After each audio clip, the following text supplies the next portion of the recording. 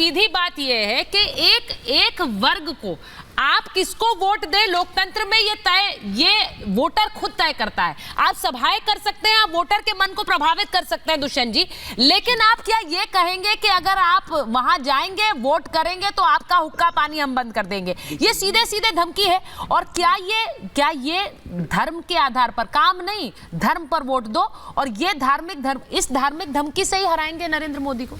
देखिए, ना तो ये इंडिया अलायंस का एजेंडा है, ना इंडिया अलायंस के किसी नेता ने कहा है, ना फर्रुखाबाद के प्रत्याशी ने कहा है। तो उनके लिए सभा कर रही थी वो वहीं पे। अरे भाई साहब, किसको कौन, किसकी भतीजी, किसका भतीजा, ये कोई इंडिया अलायंस का नैरेटिव तय नहीं करते, उसका पक्ष नहीं रखते। जिनके विषय पे, जिनके शब्दों के ऊपर आपने इतनी बड़ी डिबेट खड़ी कर दी, सिर्फ उनका बयान नहीं है। दुष्यंत जी एक मिनट, आपने शायद सुना नहीं। ये ठीक है, सुन लीजिए मेरी बात। पार्टी इंडिया अलायंस का आप इनको इग्नोर कर दीजिए, गारंटियां हैं, आप इनको इग्नोर कर दीजिए। सपा के साथ आपका गठबंधन है कांग्रेस पार्टी का। जियाउर रहमान बर्क क्या कह रहे हैं कि अतीक और मुख्तार की मौत की कुर्बानी को याद करके वोट दीजिए। ये वाला बयान गले उतर रहा है आपके? नहीं, ये बयान उतर रहा है गले आपके? देखिए, ये सब बयान मुद्दा ही नहीं है। अच्छा, मुद्दा नहीं है। सभाओं में ऐसे ही बातें हो रही है, ये सभाओं में भर भर के लोगों के सामने ऐसे बयान दिए जा रहे हैं, पर वो मुद्दा नहीं। माता बहनों को 1 लाख रुपया सालाना देना, 30 लाख नौकरियां, ये न्याय की गारंटी, कास्ट सेंसस, ये सारे मुद्दे हैं, इनके ऊपर बात हो रही है। बात इन पर हो रही है। अगर इनकी बात हो रही होती तो बहुत अच्छा था, लेकिन सभाओं में बात ये हो रही है। मोहल्ले में कौन क्या कह रहा है उसका कोई लेना देना। ये गली मोहल्ले हैं, ये प्रत्याशी हैं, ये प्रत्याशी हैं। मैं अजीज खान साहब आपके पास आ रही हूँ क्योंकि ये प्रत्याशी हैं। एक बार अजीज खान साहब को लाइए। मैं संजय सरकार जी आपके पास आऊंगी क्योंकि वो धमकी अलग है, जहां पर वोटरों को कैद कर रहे हैं घर में, वो वीडियो भी आया है। मैं एक बार उस पर आऊंगी, लेकिन अजीज खान साहब, आप हमेशा जो अपनी राय रखते हैं, आप बिल्कुल बैलेंस्ड रहते हैं, लेकिन मुझे ये बताइए कि ये जो बयान आ रहे हैं, ये तो आपके प्रत्याशी हैं जियाउर रहमान बर्क। ये कह रहे हैं इनकी कुर्बानी को याद करिए और फिर वोट दीजिए। वहां दूसरी तरफ वोट जिहाद की बात हो रही है। धर्म की लड़ाई कर दिया चुनाव को, धर्म की लड़ाई। अच्छा सुचिता जी, ये बताइए, पिछले 10 दिन में ये पूरे चुनाव को धार्मिक करने की कोशिश किसने की? हमारे देश के यशस्वी प्रधानमंत्री जी ने। नहीं, राहुल गांधी। वो अपनी उपलब्धियों को नहीं बता पा रहे हैं, वो अपने काम को नहीं बता पा रहे। वो साहब कह रहे हैं मंगलसूत्र छीन करके हिंदू बहनों का मुसलमानों बांट दिया जाएगा, प्रॉपर्टी लेकर के इनमें बांट दिया जाएगा, पता नहीं क्या क्या बातें कर रहे हैं। आप एक बात समझिए, ये सब नैरेटिव कितना भी सेट किया जाए, जो हमारे देश की जनता है ना, अब वो पूरी बात समझ चुकी है। उसको ये लग गया कि अब आप मैदान छोड़ के भाग रहे हैं, आप गोल पोस्ट चेंज कर रहे हैं, आप मुद्दे पे चुनाव नहीं लड़ना चाह रहे, क्योंकि अब आपको लोग वोट नहीं देना चाह रहे, क्योंकि लोग हिसाब मांग रहे हैं। तो अब इन्होंने ये बोल दिया, उन्होंने जिहाद बोल दिया, उन्होंने फलाना बोल दिया। देखिए, एक बात जानिए, देश के प्रधानमंत्री ने क्या बोला, ये बड़ा अहम है। देश के प्रधानमंत्री ने क्या बोला, वो स्टेटमेंट बहुत इंपॉर्टेंट है। क्या कहा देश के प्रधानमंत्री ने, जिसको पूरे देश उनको फॉलो करता है? उन्होंने हिंदू मुसलमान की बात की, उन्होंने कहा एक कौम को डराने की कोशिश की। ये बहुत गंभीर मसला है, इस बात को आप जान लीजिए सुचेता जी। मैं एक बार इसका काउंटर ले लूं प्रेम शुक्ला जी। प्रेम शुक्ला जी वो कह रहे हैं कि एक कौम को डरा रहे हैं प्रधानमंत्री, वो ये कह रहे हैं देश चाह रहा है मोदी हिसाब दे। नहीं, आपने गंभीर आरोप लगाया। मैं प्रेम शुक्ला जी से उसका, किसी कौम को नहीं डरा रहे हैं। हाँ बोलिए। किसी कौम को नहीं डरा, हम तो सबका साथ, सबका विकास, सबका विश्वास, सबका प्रयास के मंत्र पर काम कर रहे हैं। लेकिन मुझे ये कृपा करके बताएं कि बकरी चोरी के जुर्म में जो व्यक्ति सजा काट रहा है कोर्ट के आदेश पर, उसको सजा नहीं काटना चाहिए क्या आजम खां जैसे अपराधी को? अगर मुख्तार अंसारी का हृदयाघात से मृत्यु हो जाती है तो इसके लिए अपराध किसका है भाई? एक अपराधी की मृत्यु हो जाती है, उसको किसी ने अगर कस्टडी में गोली मार दी और उस गोली मारने वाले गिरफ्तार कर लिए जाते हैं, तो ये बलिदान है क्या? ये कैसी बातें कर रहे हैं आप? और मैंने जो आपको उदाहरण दिए, बंगाल के चुनाव के बाद, पंचायत चुनाव के बाद भारतीय जनता पार्टी के कार्यकर्ताओं की, मतदाताओं की, बहन बेटियों के साथ बलात्कार हुआ। आज तक जो है एक बयान अखिलेश यादव का आया क्या? अजीज खान आज तक एक बयान दिए क्या?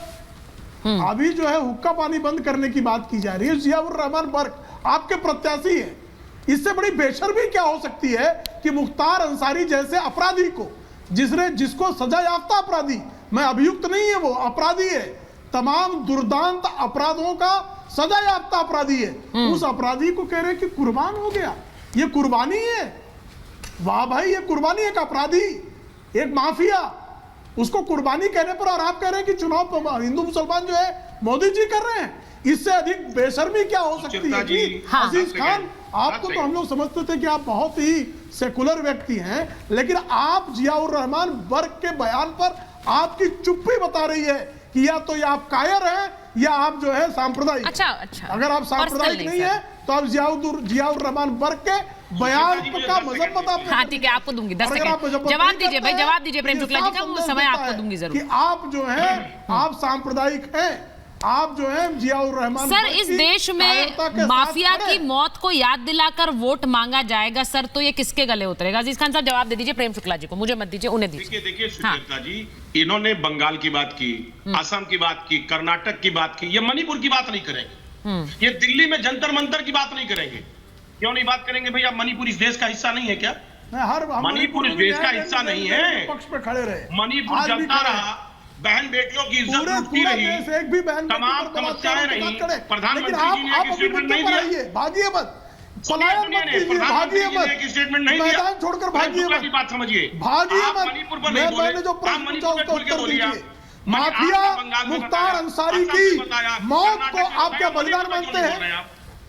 आप उत्तर दीजिए। माफिया अपराधी, बोलिए ना, बोलिए ना, मणिपुर इस देश का ठीक है, क्या बलिदान मानते हैं? आप उत्तर दीजिए, सीधा उत्तर। मैं एक बार बड़ी खबर बता रही हूँ, फिर संजय सरकार जी के पास जाऊंगी, क्योंकि वीडियो सिर्फ आप लोगों ने, सबने मारिया आलम खान को एक तरह से आप लोगों ने कह दिया कि ये कौन है, इनकी क्या राजनीतिक हैसियत है, इनके बयान पर डिबेट क्यों हो रही है। भाई अगर इग्नोर करना चाह रहे हैं इग्नोर कर दीजिए, लेकिन जो बात उन्होंने कही है वो सभाओं में प्रत्याशी के लिए प्रचार के दौरान कही है। या तो कह दें कि ये सपा की ना नेत्री है, ना कांग्रेस से कोई लेना देना है, ये कोई नहीं है, लेकिन इस वीडियो को इग्नोर करना मुझे लगता है कि थोड़ा सा गंभीर है, क्योंकि यहाँ जो वो बात कर रही है वो इंपॉर्टेंट है। एक बार मैं प्रोफेसर आगे एक मिनट में जरा बड़ी खबर बताऊं कि ममता बनर्जी ने क्या कहा है। उन्होंने एक बार फिर बीजेपी पर निशाना साधते हुए कहा है कि सीएए एनआरसी में लागू नहीं होने दूंगी।